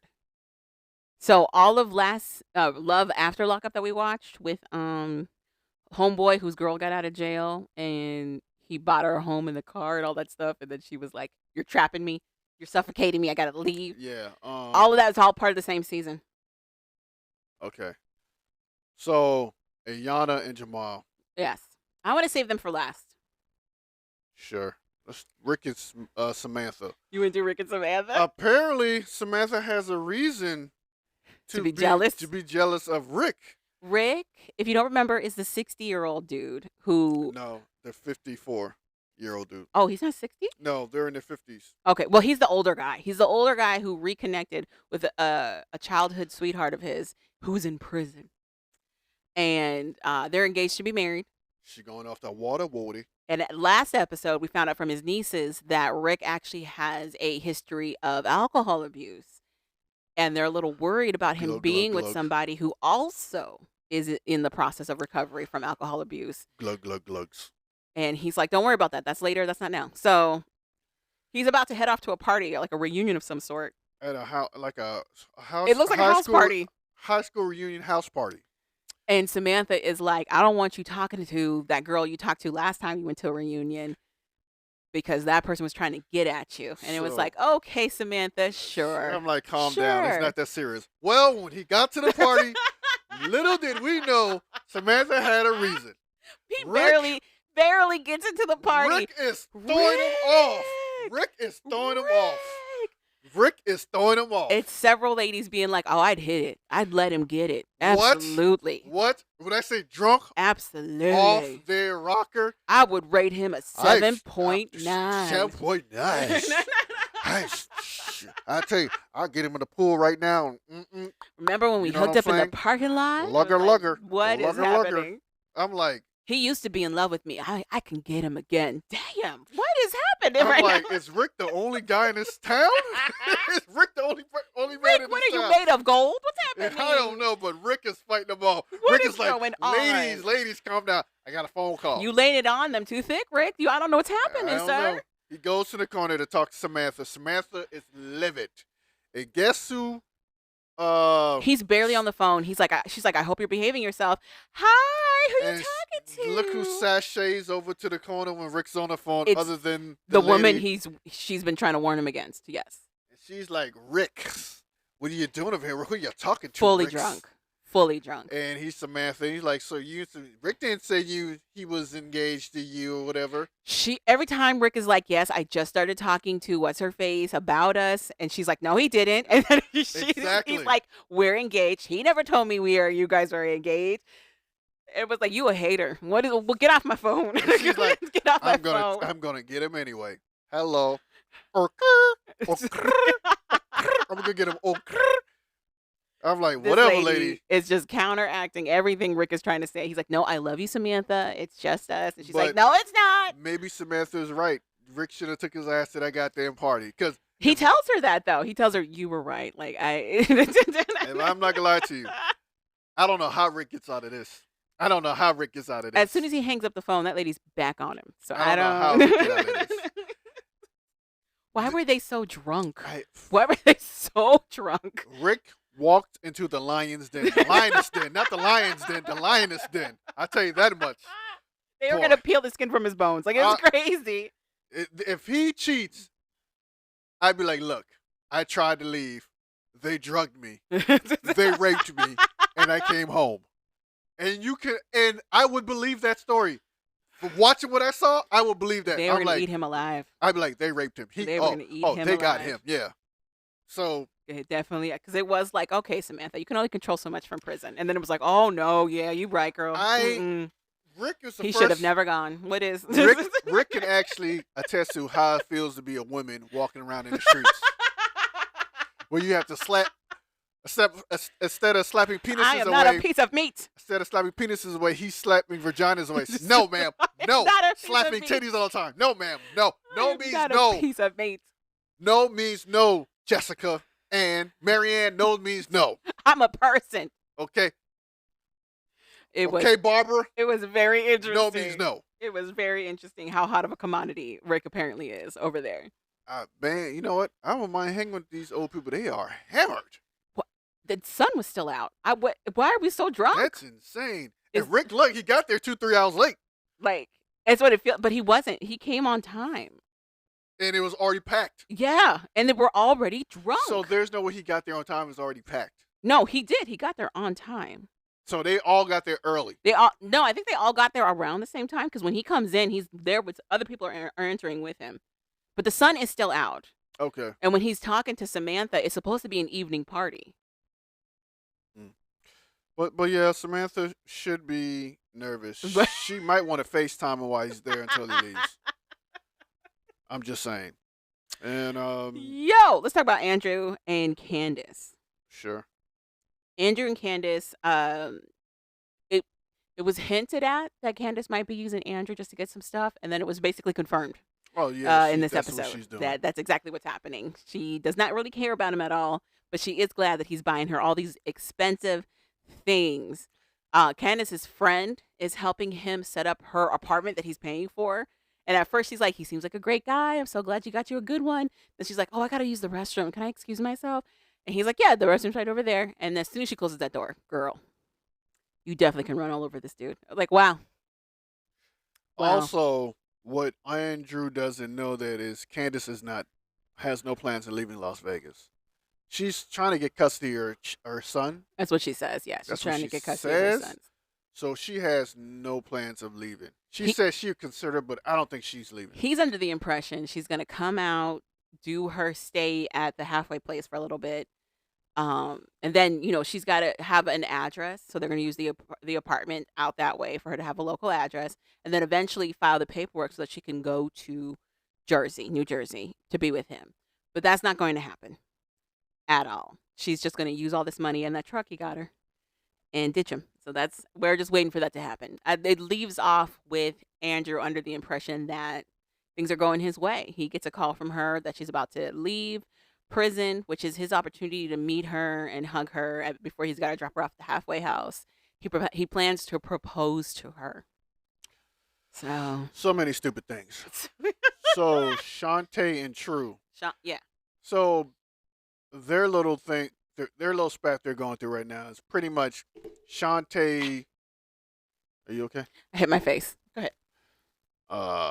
Shantae's pictures got returned back to her. She's been physically mailing pictures to him. That's what they do. But for some reason they got sent back. So she calls the prison to see why they got sent back, and the girl tells her it could be so many reasons. Maybe he's in lockdown. Maybe he's can solitary confinement. He can't have things, or maybe somebody sent inappropriate nudes or contraband, Yeah. and that's why he got sent back.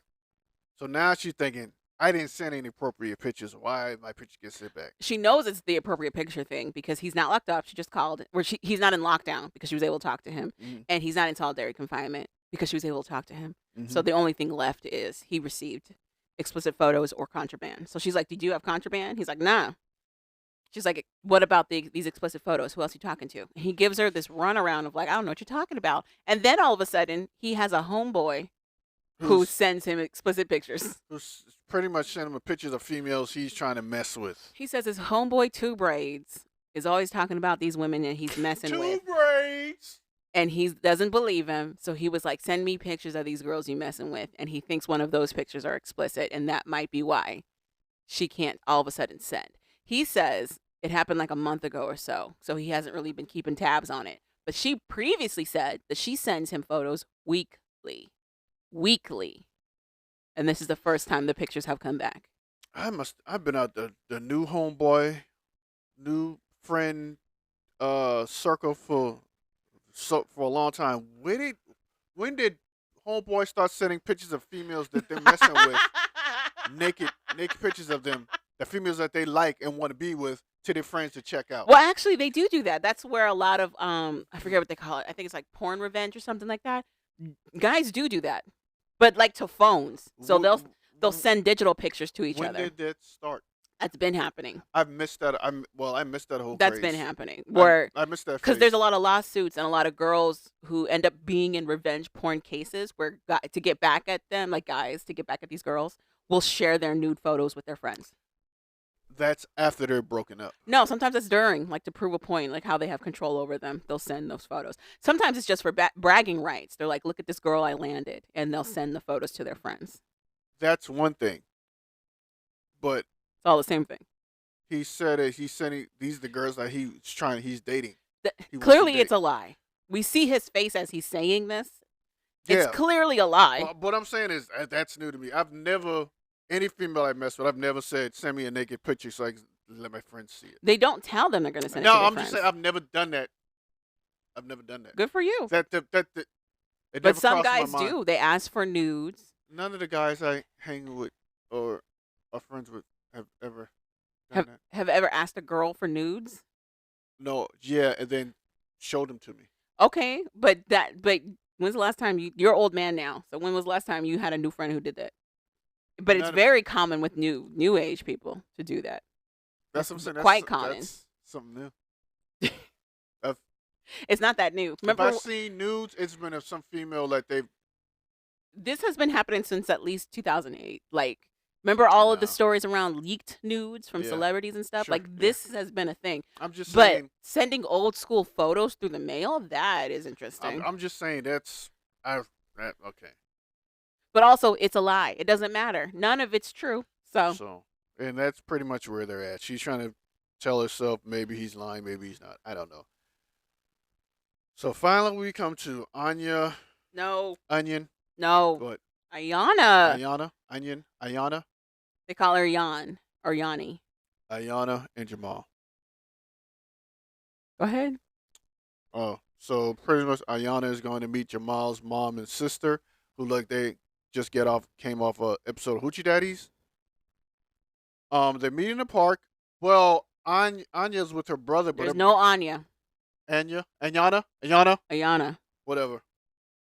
Say Yanni. She's pretty much with her brother, but then her brother like disappears. No, her brother drops them off. He's her ride. She doesn't have a car. Remember, she can't drive. Oh, her brother drops her off and skirts out, and Drops her off with the kids, though. She's there with her and kids. she has her daughter and her son there, and she meets Jamal's mother and sisters. They walk up, they start talking, and pretty much they tell her how. This is when we find out he has like 4 baby mamas. The whole thing is weird. She's meeting up with them knowing that she's got to spend some time in prison herself. Mhm. She's got to do anywhere from 2 weeks to a full 90 days Mhm. locked up. But she doesn't want to tell them that because she feels like that's a bad first meeting. Then we also find out that the only way that she met his family initially, because this is not their first meeting, she met their family initially when her best friend was dating him. So So- they know her as the other woman. That's why when the mom comes up there, she's like, "Are you the mistress or are you the girlfriend?" Because she cheated with him on her friend.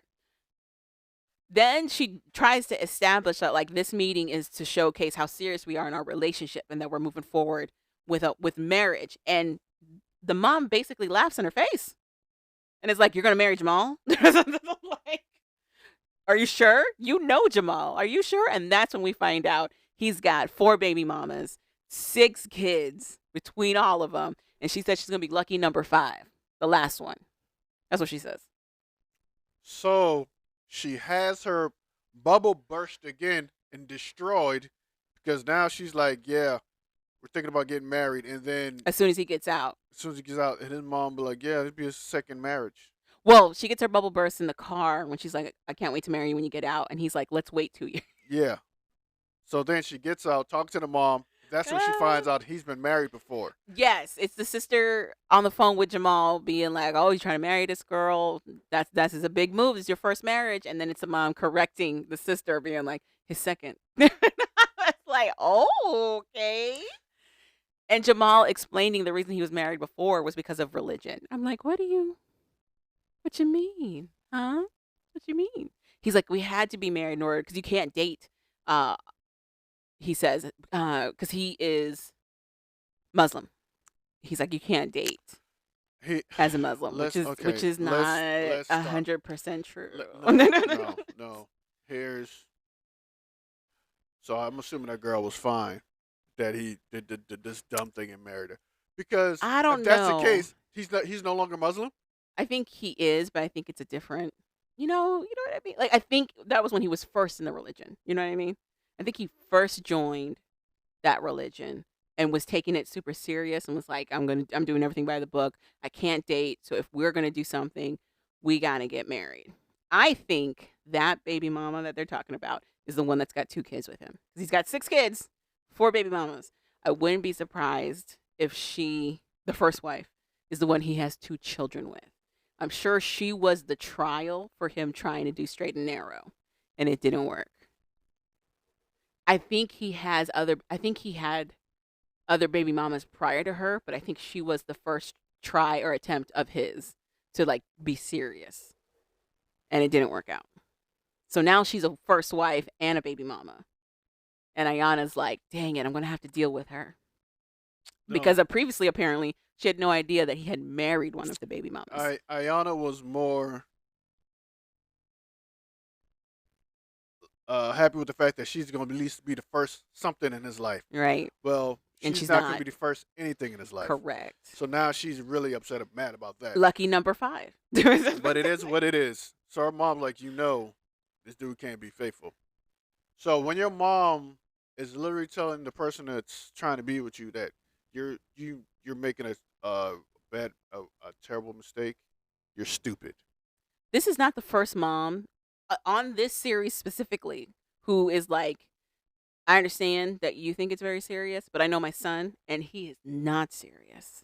He is not serious at all. And you still want to marry him?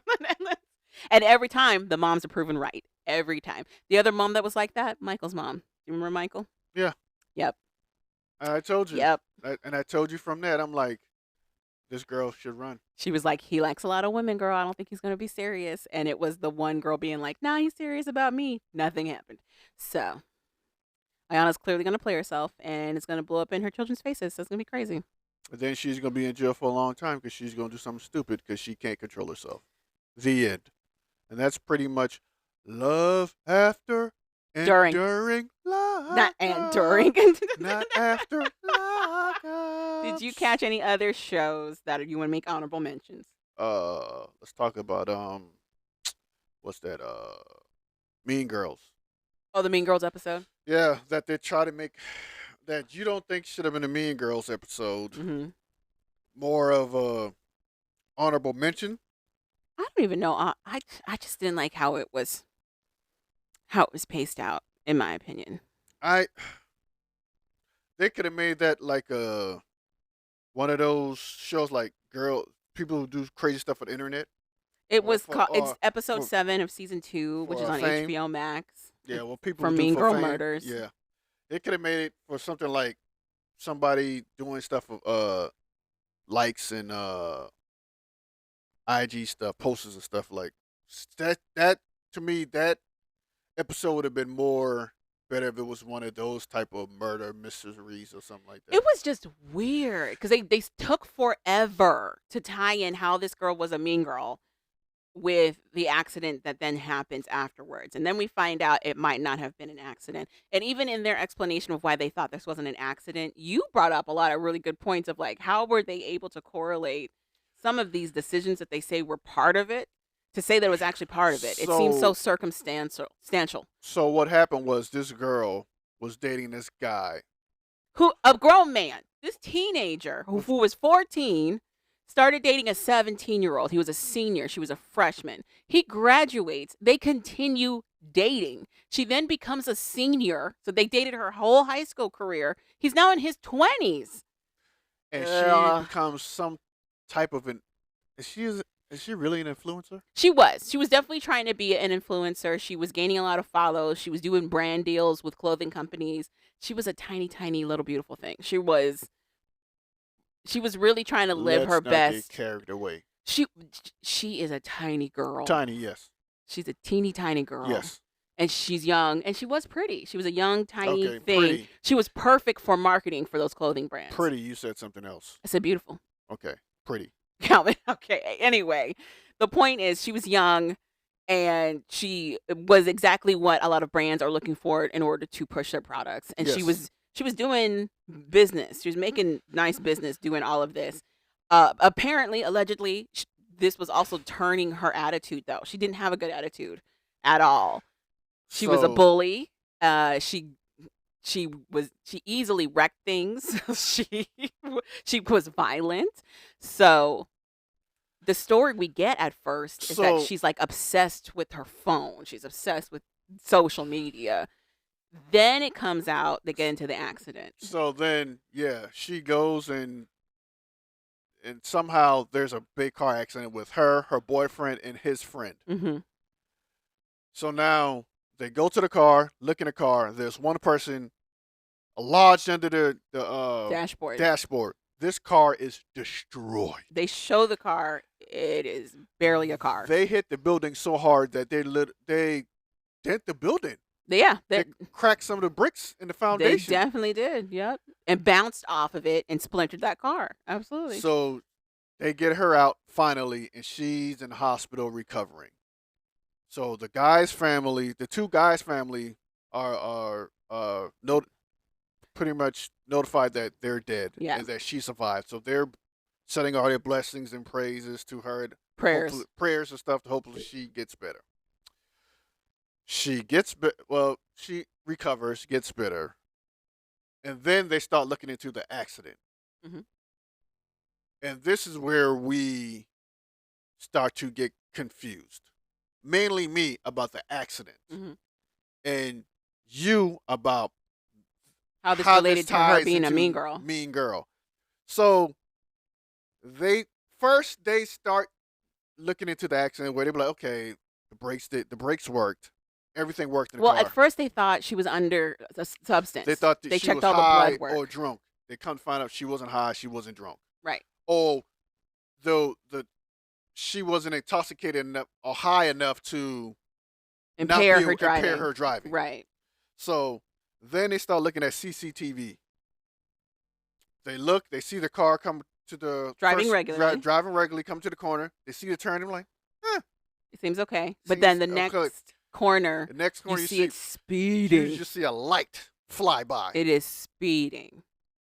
So they're before it like, crashes. that doesn't make sense. Well, they're like, okay, maybe as they're looking into her more, because Mhm. simultaneously they're also investigating her.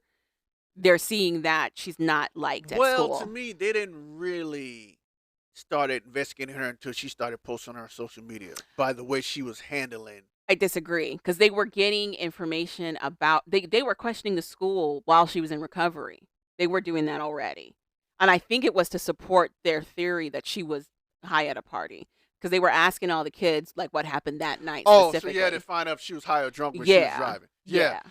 And But- that's when they start learning she's not really liked at school. And she's a mean girl. She goes in the bathroom. She has like a bitch list or something like that, where she Torments torments and tortures girls. that she doesn't like, that she don't like. So now they're like, okay, that's interesting, but whatever. Then I guess after she gets out the hospital, she's It's before she gets out of the hospital. yeah, Remember? Because she's literally in the hospital bed. she's in the hospital. She gets a brand deal in the hospital. In the hospital. or modeling gig or something in Yeah. the hospital. Yeah. And she says, "Thank you for this opportunity." And they're like, that's strange. You just killed your boyfriend by accident, and you almost died, but you're Trying to secure brand you're deals. securing brand deals. But you're also posting like nothing happened. Posting like nothing happened. Like, Also. okay, whatever. So then she gets out and she goes to Halloween concert Oh, Concert concert first. first. Yes. in a wheelchair. Yes. And they're like, "Wait a minute, your boyfriend just You're died. you should be in mourning You right should be now. mourning right now." But you're posting and dressing up So- for festivals. Then she does the Halloween hits, and then she Yes. does the Halloween. The Halloween thing though is also where I was like, I think this is a reach too far. Everything was a reach for me. I agree. Because they're like, why is she at a party? Because she's a kid. Like, why not? Like, because she's a kid. See, me showing empathy. Okay. And then they're showing pictures of her for her Halloween costume where she's got like makeup on her face, and they're like, "Why is she dressing up as a corpse?" Like corpse. Because To it's me, Halloween. I don't think she was a corpse. To me, she was more like a Joker type. It looked like a Juggalo. Yeah. It One of looked like Juggalo makeup. Yeah, or one of what's her name? The Joker's Harley Harley- Quinn. Yeah, it didn't look like a corpse. It really didn't. So I'm like, But they were like, "It was corpse makeup. yeah. So It was now in bad taste." with all this happening, now they're starting to look at her like a suspect. And to me, I'm Well, like, it's the stuff she's posting, and the then what they're correlation- that's learning what I'm about saying. the car. that's what I'm saying. All the correlation and stuff, and now they're just But for me, though, it sealed it was the car stuff. The car stuff was like, that's interesting. But to me, that's all still Circumstantial. circumstantial Well, evidence. okay. So there's a part where the lawyer, the attorney for the families, was trying to point out that she might have done a dry run at some point around the same streets that the accident occurred on. They have CTV footage of her driving regularly down the same street. And it's not a street that's close by her house. So it's not a street she would have normally used. But to me, once again, that's still circumstantial. circumstantial. I'll give you that, because that was a reach. But the other stuff about how the car functioned normally, and they could tell that That's the brakes weren't used. Only thing that was concrete. Yeah, Everything else is substantial. She could have been just going through there just to go through there. You don't know. You see what I'm saying? Yeah. It's not like I can see if she did it like 3 or 4 times. But that wasn't the only thing they looked at, though. Was my thing. But what I'm saying to you, they only said she went through there once. Right. But And to me, that's by itself, it's circumstantial. That's what I'm saying. But it wasn't by itself. But it kind of was. I disagree. And besides, that was the only point that they talked about. But then, like you said, the whole other stuff with her not mourning the way that they thought she should mourn. Well, I think what sealed it is because it was a jury trial. I think what sealed it was the tapes. There's tapes of her threatening violence against her 20-year-old something boyfriend if he doesn't do what she says, and it's very aggressive and it's very loud. But to me, they were already tracking in that before that. I think they was gonna do this without those tapes. I think they still would have went after her without those tapes. I disagree because I think it really sold for the prosecution that she wanted to hurt. All it did was give them a possibility.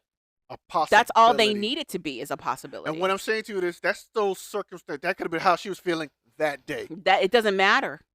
It doesn't matter. But that's what I'm saying. They didn't have anything like boom, boom, boom. Because to me, now if she did a run on that street and then like she sped up real fast and then slowed down, or just something like that where she was like testing. Even if like, okay, if they cool. took off the dry run and those tapes, they still have a situation where she acknowledges she's the driver.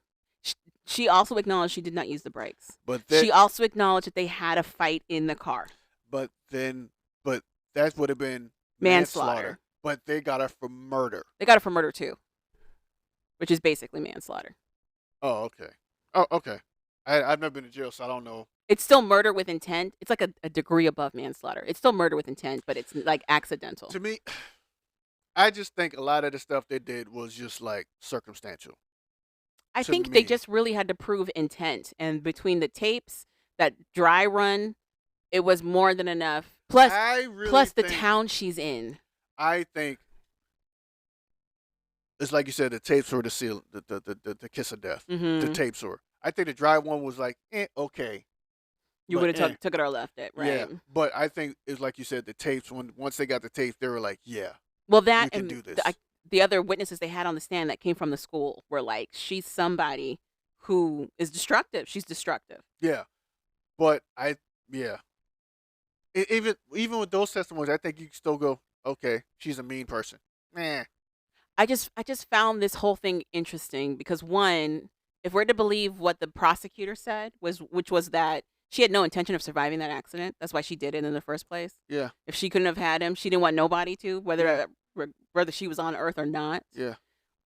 I feel like that's a little different than the other murders that we've seen for the show.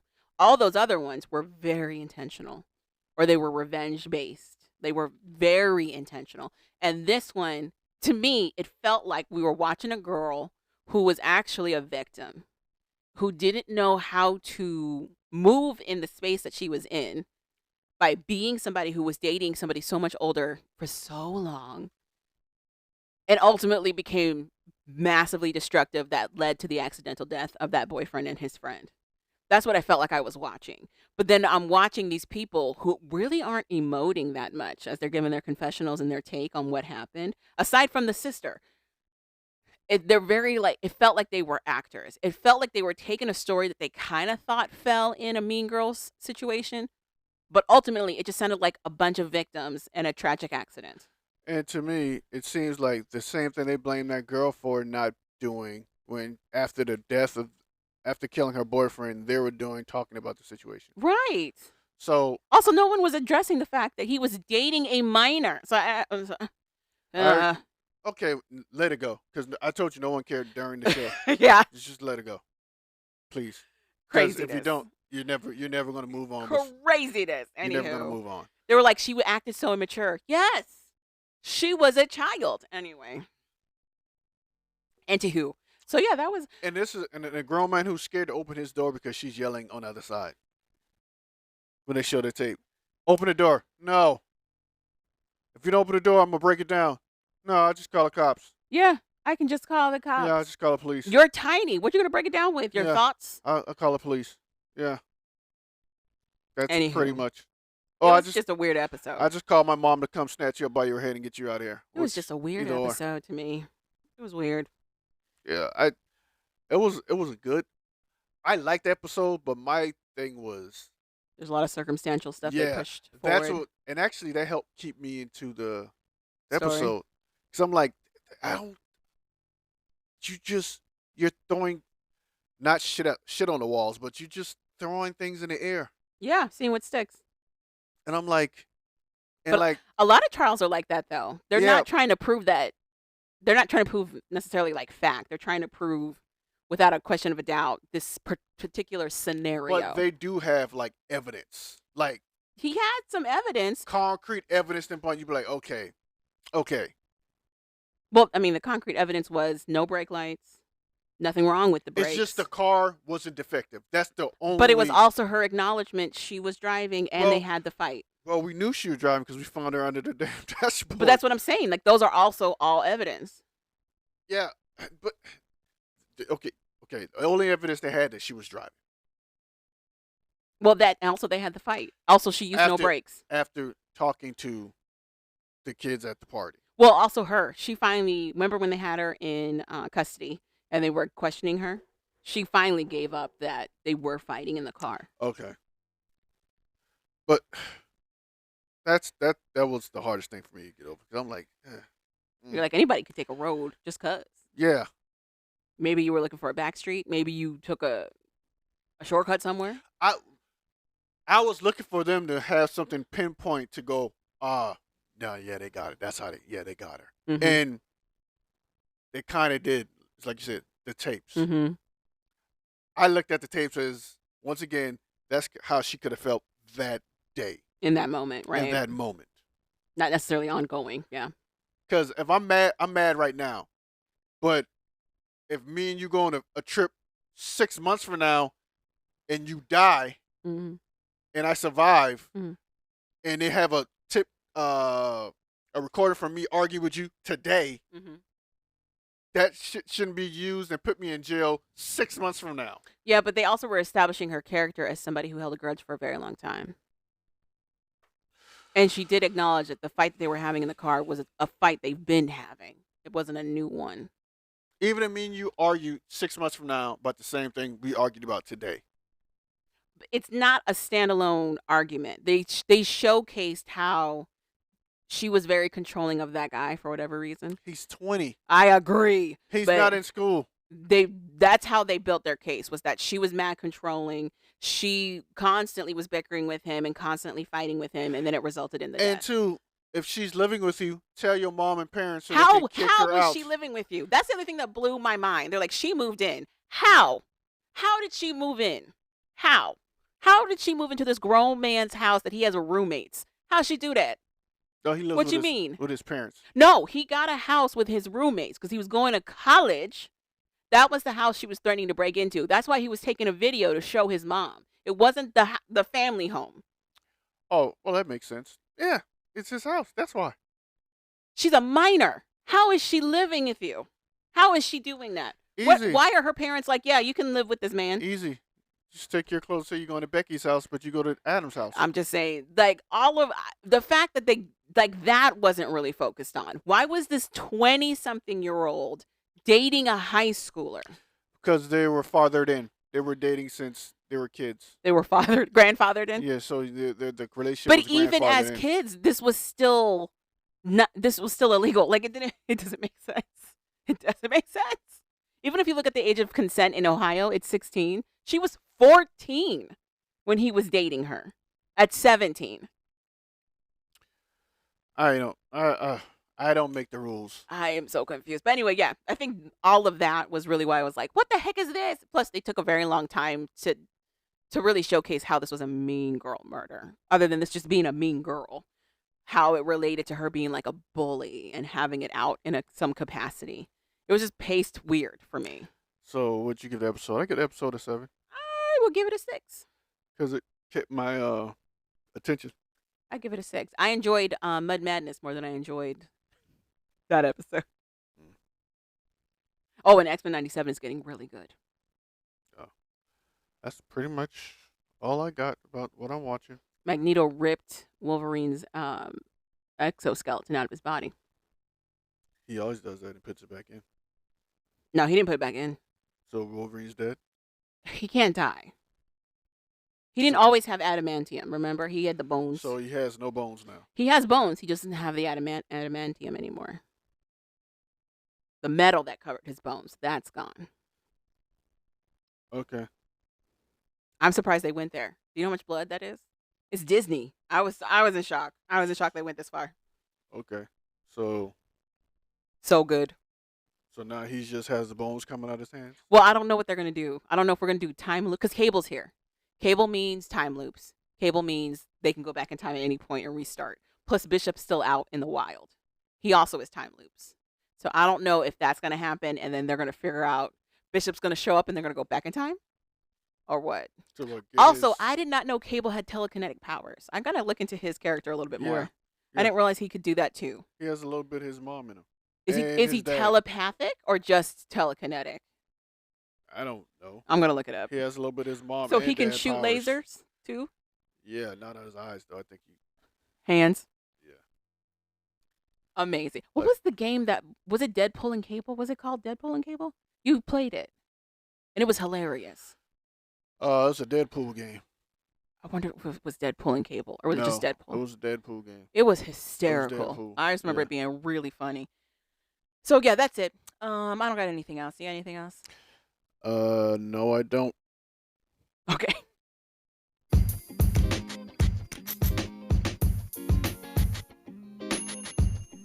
Thank you for listening to We Like That podcast. So we like that. Go ahead and click that subscribe button. You know you want to. And rate us 5 stars. I'm Javon. I'm Calvin, Later, people. and we're out.